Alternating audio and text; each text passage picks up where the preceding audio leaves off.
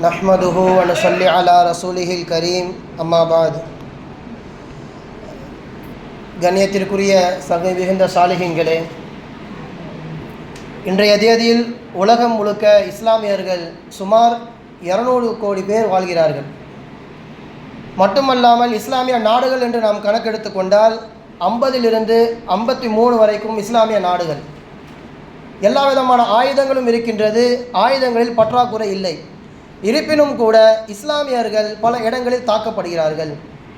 இஸ்லாமியர்களை குறித்து எந்த அரபு நாடுகளும் வாய் திறப்பது கிடையாது, அமைதியாக இருக்கிறார்கள், அடிமைகளாக இருக்கிறார்கள். இதற்கான காரணம் என்ன? பற்றாத குறைக்கு வலைதளங்களில் பார்த்தால் இஸ்லாமியர்களை குறித்து பொய் செய்திகள், அவர்கள் தீவிரவாதிகள், கெட்ட சிந்தனை கொண்டவர்கள் என்பதாக பல்வேறு விதமான அவதூறுகளையும் வலைதளங்களில் பரப்பி கொண்டு வருகிறார்கள். இதற்கெல்லாம் காரணம் என்ன? எல்லா பலமும் நம்மிடத்தில் இருக்கின்றது. ஆனால் ஸல்லல்லாஹு அலைஹி வஸல்லம் அவர்கள் எது வேண்டாம் என்று தடுத்தார்களோ, எது இருக்கக்கூடாது என்பதாக வெறுத்தார்களோ, அந்த 2 விஷயத்தை நாம் நம்ம இடத்திலே கொண்டு வந்துவிட்டோம்.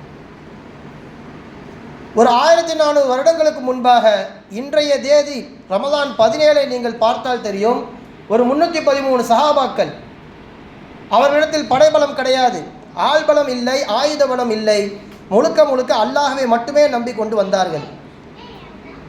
2 பேருக்கு ஒரு வாகனம் என்பதாக அப்போது நிபந்தனை. அந்த சமயத்திலும் கூட எதிர்க்க வந்த 1000 நபர்களை ஓட விட்டு விரட்டினார்கள். அதற்கு காரணம் என்ன? ஸல்லல்லாஹு அலைஹி வஸல்லம் அவர்கள் எது இருக்கக்கூடாது என்று தடுத்தார்களோ அந்த 2 விஷயத்தை தன்னிடத்தில் சஹாபாக்கள் நெருங்க விடுவதே இல்லை. அது என்ன 2 விஷயம்?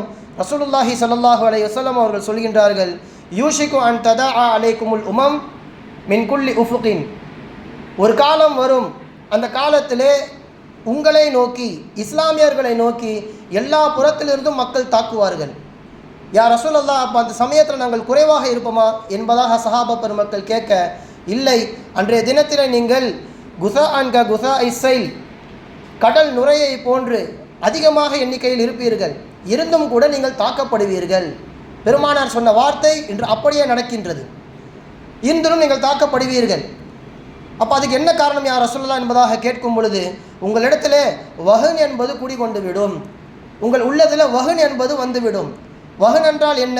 அது வந்துவிட்டால் உங்கள் மீது எதிரிகளுக்கு பயமே இருக்காது. நீங்கள் எண்ணிக்கையில் அதிகமாக இருந்து விட்டாலும் சரி, உங்களிடத்திலே எதிரிகள் கொஞ்சம் கூட பயத்தை வெளிப்படுத்தவே மாட்டார்கள், உங்களை தான் தாக்குவார்கள் என்பதாக ஸல்லல்லாஹு அலைஹி வஸல்லம் அவர்கள் சொல்கின்றார்கள். அந்த வஹன் என்பதற்கான விளக்கம் அவர்களே தருகிறார்கள். லிஹுப்பிக்கும் துன்யா வ கராஹியத்திக்குமுல் மௌத். நீங்கள் அதிகமாக உலகத்தை நேசிப்பீர்கள், அந்த சமயத்தில் மௌத்தை கண்டு வெறுப்பீர்கள், வரும்பொழுது பார்த்து கொள்ளலாம் என்கின்ற இந்த 2 சிந்தனை உங்களிடத்தில் இருக்கின்ற வரைக்கும், எண்ணிக்கையில் அதிகமாக இருந்தாலும், பலம் உங்களுக்கு எவ்வளவு அதிகமாக இருந்தாலும் நீங்கள் தாக்கப்படுவீர்கள் என்பதாக ஸல்லல்லாஹு அலைஹி வஸல்லம் அவர்கள் சொல்லி காண்பித்தார்கள். எனவே கண்ணியத்திற்குரியவர்களே, இந்த 2 விஷயம் நம்மிடத்தில் வந்தது, தாக்கப்படுகின்றோம்.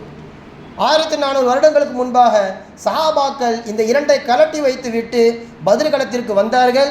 313 பேர் 1000 நபர்களை ஓட ஓட விரட்டி அடித்தார்கள். இந்த பத்ரை குறித்து தெளிவான விஷயத்தை இன்ஷா அல்லாஹ் பின்வரக்கூடிய ஹஸ்ரத் அவர்கள் பேசுவார்கள். நான் மேலோட்டமாக சில விஷயங்களை உங்களுக்கு சொல்கின்றேன்.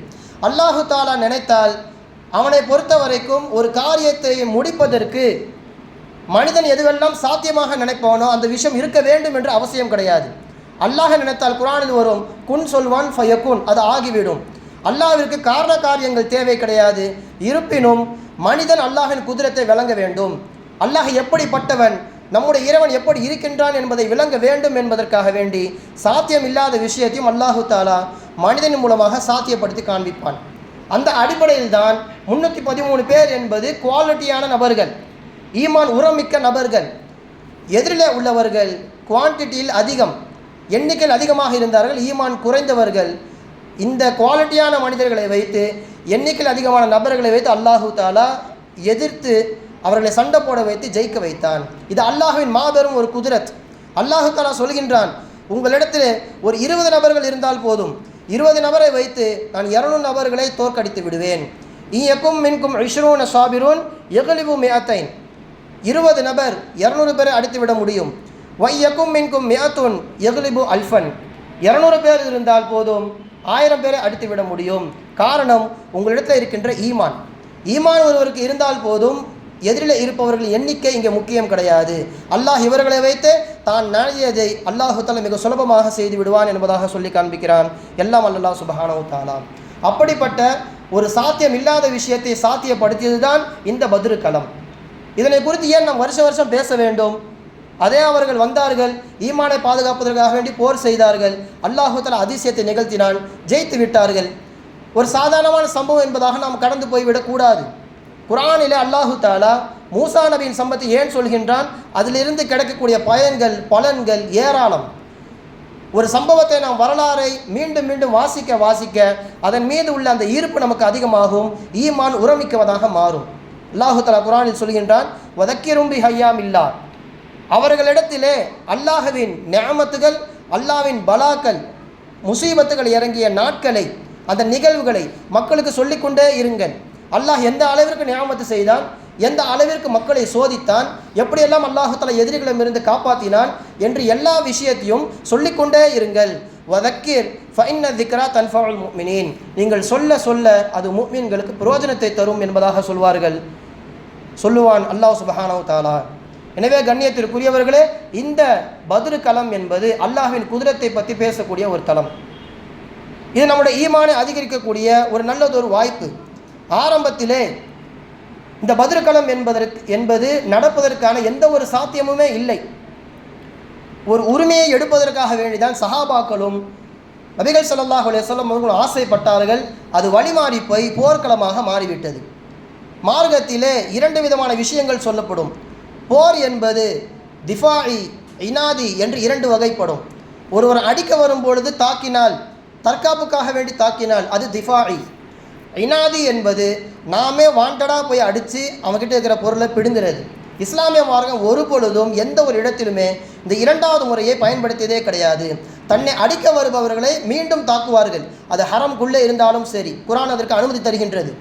ஹரமுக்குள்ளே எந்த ஒரு பாவமும் செய்யக்கூடாது, ஆனால் அடிக்க வந்தால் திருப்பி அடியுங்கள், அடி வாங்காதீர்கள் என்பதுதான் அல்லாஹு தஆலா சொல்லுகின்ற மிகப்பெரிய ஒரு சலுகை. அந்த அடிப்படையில் இந்த பத்ரு களம் ஆரம்பத்திலே போரே இல்லாமல் உரிமையை மீட்டெடுக்க வேண்டிதான் சஹாபாக்களும் ஸல்லல்லாஹு அலைஹி வஸல்லம் அவர்கள் வந்தார்கள்.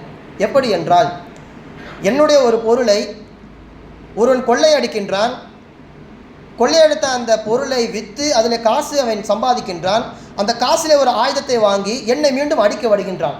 இந்த சமயத்தில் எனக்கு கோபம் வருமா வராதா? என்னிடமிருந்தே பொருளை எடுத்துக்கொண்டு அதில் ஆயுதத்தையும் வாங்கி என்னை அடிக்க வந்தால் கண்டிப்பாக யாராக இருந்தாலும் கோபம் வரும். சஹாபாக்களுக்கு அப்படித்தான் வந்தது. அல்லாஹ்வின் கட்டளை வந்து விட்டதே என்பதற்காக வேண்டி மக்காவிலிருந்து எல்லா சொத்து சுகங்களையும் விட்டுவிட்டு, எல்லா விதமான பொருட்களையும் விட்டுவிட்டு, அல்லாஹ் போதும் ரசூல் போதும் என்பதாக விட்டு வந்தார்கள். இவர்கள் போய்விட்டார்கள், இனி இந்த சொத்து நமக்கு தான் என்பதாக நினைத்து மக்கத்து வியாபாரிகள் என்ன செய்தார்கள்? அந்த பொருட்களை எல்லாம் எடுத்து ஷாமிலே, சிரியாவிலே சென்று விற்க ஆரம்பித்து விட்டார்கள். அதை விற்றுவிட்டு வருகின்ற வழியில்தான் ஹஸ்ரத் ஜிப்ரீல் அலைஹிஸ்ஸலாம் அவர்கள் ஸல்லல்லாஹு அலைஹி வஸல்லம் அவர்களுக்கு வஹி அறிவிக்கிறார்கள். அபு சுஃபியான், அப்போது அவங்க முஸ்லீமாக இல்லை, அபு சுஃபியான் அவர்கள் வியாபார கூட்டத்தை அழைத்து கொண்டு மக்காவிற்கு போய் கொண்டிருக்கிறார்கள்.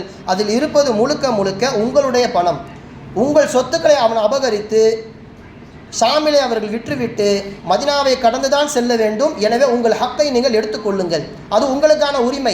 மட்டுமல்ல, அந்த பணத்தை எடுத்துக்கொண்டு போய் கொடுத்து ஆயுதம் வாங்க தயாராக இருக்கிறார்கள், அதை தடுத்தும் நிறுத்த வேண்டும் என்று வஹி வந்தவுடன் ஸல்லல்லாஹு அலைஹி வஸல்லம் அவர்கள் சில பேரை அழைத்து கொண்டு போகிறார்கள். இந்த விஷயம் அபு சுஃபியான் அவர்களுக்கு தெரிந்துவிட்டது. உடனே அங்கே இருப்பது வெறும் 40 பேர் தான், பொருட்கள் இருக்கிறது 40 பேர். அதில் அபு சுஃபியான், அம்ர் இப்னுல் ஆஸ் ரலியல்லாஹு தஆலா அன்ஹுமா, இந்த 2 பேர் மிக முக்கியமான நபர்கள். வரக்கூடிய நபரை சமாளிக்க முடியாது, 40 பேர் தான் நாம் இருக்கின்றோம். எனவே நமக்கு மிகப்பெரிய ஒரு படை தேவைப்படுகிறது. எனவே நாம் என்ன செய்யலாம்? அந்த 40 பேர் ஒரு நபர் இருக்கிறார், அவருக்கு பெயர் லம்லமுல் கஃபாரி. லம்லம் இப்னு அம்ர் இப்னுல் கிஃபாரி என்பதாக சொல்லப்படும். கிஃபாரி குடும்பத்தை சேர்த்தவர். லம்லம் என்பதாக ஞாபகம் வைத்துக் கொள்ளுங்கள். இந்த நபரிடத்திலே சொல்லி அனுப்புகிறார்கள், நீ மக்காவிற்கு சென்று அபூஜஹலிடம் சொல்லி ஒரு படையை கூட்டி வா. ஏனென்றால் முஹம்மது நம்முடைய பொருட்களை எடுக்க வருகிறார், நமக்கும் ஆட்கள் தேவைப்படும் என்பதாக சொல்லி அனுப்புகிறார். இந்த லம்லம் கிஃபாரி புறப்பட்டு கொண்டே இருக்கிறார். இப்போ இந்த சம்பவத்தை நம்ம இங்கேயே நிறுத்திட்டு கொஞ்சம் மக்காவுடைய நிலைமைகளை யோசித்து பார்க்கணும். மக்காவில் ஆத்திகா பின்த் அப்துல் முத்தலிப் என்கின்ற ஒரு பெண்மணி, ரசூலுல்லாஹி ஸல்லல்லாஹு அலைஹி வஸல்லம் அவருடைய சாட்சி, அதாவது அப்பாஸ் ரலியல்லாஹு தஆலா அன்ஹு அவருடைய சகோதரி. இவங்க ஒரு கனவு காண்றாங்க. அந்த கனவிலே ஒரு நபர் வருகிறார், சத்தம் போட்டு கத்துகிறார், 3 நாட்களில் நீங்கள் தயாராக இருங்கள் என்பதாக கனவில் சொல்லப்படுகிறது. திடீரென அங்கே இருக்கின்ற அபு குபைஸ் என்கின்ற ஒரு மலை, அந்த மலையின் மீது ஏறி வ அல்கா ஷஹரத்தன் தஃபத்தத் வ தஹலத் குல்ல பைத்தின் ஃபி மக்கா, அவ்வளோ பெரிய மலைக்கு மேலே நின்று ஒரு பாறாங்கலை உருட்டி விடுகிறார். அது சுக்குநூறாக உடைந்து கீழே இருக்கின்ற எல்லா வீட்டிற்குள்ளும் கொஞ்சம் கொஞ்சமாக அந்த கல் உள்ளே போய் அடிக்கிறது, இருக்கின்ற எல்லா வீட்டையும் தரமட்டமாக்குகிறது. இப்படி ஒரு கனவை கண்டுவிட்டு தன்னுடைய சகோதரனிடத்தில் முதல்ல சொல்ல வருவோம், அப்பாஸுக்கிட்ட சொல்ல வரும் என்பதாக அவர்கள் சொல்கிறார்கள். இப்படி ஒரு கனவு கண்டேன், இதுக்கு என்ன விளக்கமாக இருக்கும்? அவங்க சொன்னாங்க, இது ஏதோ ஏடாகூடமான விளக்கமாக இருக்கும் போல், யார்கிட்டையுமே சொல்லிடாதீங்க, நானும் சொல்ல மாட்டேன் என்பதாக சொல்லிட்டு போனவங்க, பொதுவாக நமக்கு தெரியும், ஒரு ரகசியத்தை யார்கிட்ட நம்ம சொன்னோம் அப்படின்னா அவர் என்ன பண்ணுவார், நான் உங்ககிட்ட ஒரு விஷயம் சொல்கிறேன், யார்கிட்டையும் சொல்லாத, இப்படியே சொல்லி சொல்லி ஊர் முழுக்க பரவிடும். இது மனுஷனுடைய புத்தி. அந்த மாதிரி அப்பாஸ் ரலியல்லாஹு அன்ஹு என்ன செஞ்சாங்க அப்படின்னா, வழியில் வரும்போது வலீத் இப்னு முகைரா அப்படின்னு அவங்களோட நண்பர் ஒருத்தர் அவர் வராரு. அவர்கிட்ட போய் என்ன சொல்கிறாங்கன்னா, இந்த மாதிரி என்னுடைய சகோதரி ஒரு கனவு கண்டா, மேலேருந்து யாரோ பாறையை உருட்டி விடுற மாதிரி கனவு, அது எல்லார் வீட்டுக்குள்ளேயும் புகுருதான், இப்படி ஒரு விஷயத்தை கண்டாங்க, யார்கிட்டையும் சொல்லிடாத.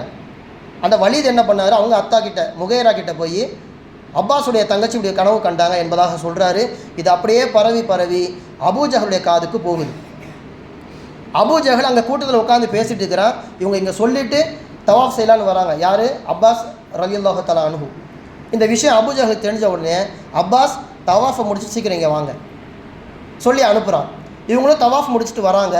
வந்த உடனே அவன் நக்கலாக கேள்வி கேட்குறான். என்ன அப்படின்னா, அம்மா ரலீத்தும் ஐயத்த நப்ப ரிஜாலுக்கும் ஹத்தா தத்த நப்ப நிசாவுக்கும், கொஞ்ச நாட்களுக்கு முன்னாடி முகமதுன்னு ஒருத்தர் இருந்தார், தான் நபியாக மாறிட்டேன், எனக்கு மறுமை நாள் ஒன்று தெரியும், அல்லாஹ் தான் வணங்கும் என்பதாக தூதுத்துவத்தை பேசினார்.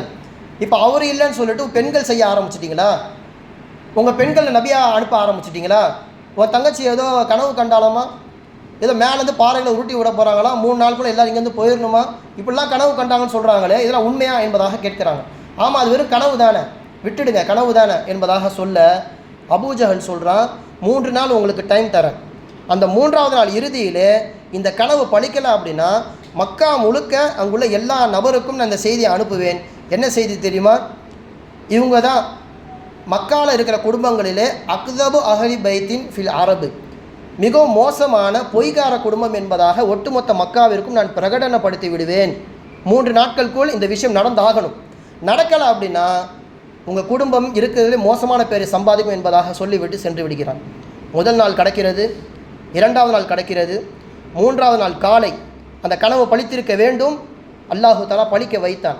அங்கே கிளம்பின லம்தமுல் கிஃபாரி என்கின்ற சஹாபி மிகச்சரியாக 3ஆவது நாளில் இங்கே வருகிறார். அபு குபைஸ் என்கின்ற மலையின் மீது ஏறி சத்தம் போட்டு கத்துகிறார், மக்காவாசிகளே, குறைஷிகளே, நம்முடைய பொருட்களை எடுப்பதற்காக வேண்டி முகமது வந்து கொண்டிருக்கிறார், அவரை தடுத்து நிறுத்துவதற்கு எந்த விதமான ஆளும் கிடையாது, எனவே எல்லோரும் படையை திரட்டுங்கள் என்பதாக அவர் பேசுகிறார். பேசுகின்ற வார்த்தை ஒவ்வொருவருக்கும் பாறாங்கல்லை உருட்டி விடுவதை போன்று இருந்தது. அந்த கனவு அல்லாஹு தஆலா பழிக்க வைத்தான்.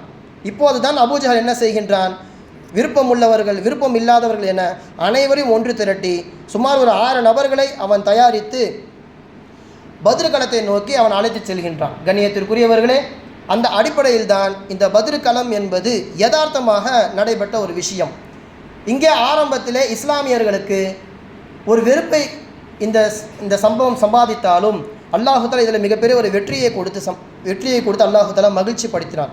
காரணம் என்னவென்று தெரியுமா, அல்லாஹு தஆலா பத்ர்வாசிகளுக்கு சொன்ன உடனே கிளம்பி வந்து விட்டார்கள் என்பதற்காக வேண்டி சொன்ன சலுகை இது, இஅமலு மா ஷிஅ்தும் ஃபகது வஜபத் அலைக்குமுல் ஜன்னா, அல்லாஹ் உங்களுக்கு சொர்க்கத்தை கொடுத்து விட்டான், இனிமேல் நீங்கள் என்ன வேண்டுமானாலும் செய்து கொள்ளலாம் என்பதாக அல்லாஹு தஆலா சலுகை கொடுத்து விட்டான்.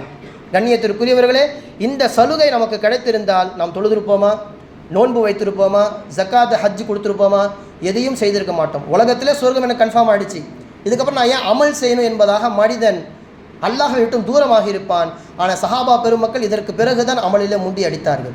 அல்லாஹு தஆலா உலகத்திலே அவர்களுக்கு சொர்க்கத்தை கொடுத்தாலும் மிகப்பெரிய அருள்மிக்க நபர்களாக அவர்கள் இதற்கு பிறகுதான் மாறினார்கள். அல்லாஹ் சுப்ஹானஹு வ தஆலா இந்த பத்ர்வாசிகளின் பொருட்டினால் நம்முடைய ஹலாலான ஹாஜத்துகளை நிறைவேற்றி தருவானாக. அல்லாஹ் சுப்ஹானஹு வ தஆலா பத்ரீன்களோடு நாளை சுவனத்திலே ஒன்றாக பயணிக்கக்கூடிய தௌஃபீக்கினை வழங்கிடுவானாக. வ ஆகிரு தாவானா அல்ஹம்துலில்லாஹி ரப்பில் ஆலமீன். அஸ்ஸலாமு அலைக்கும் வரஹ்மத்துல்லாஹி வபரகாத்துஹு.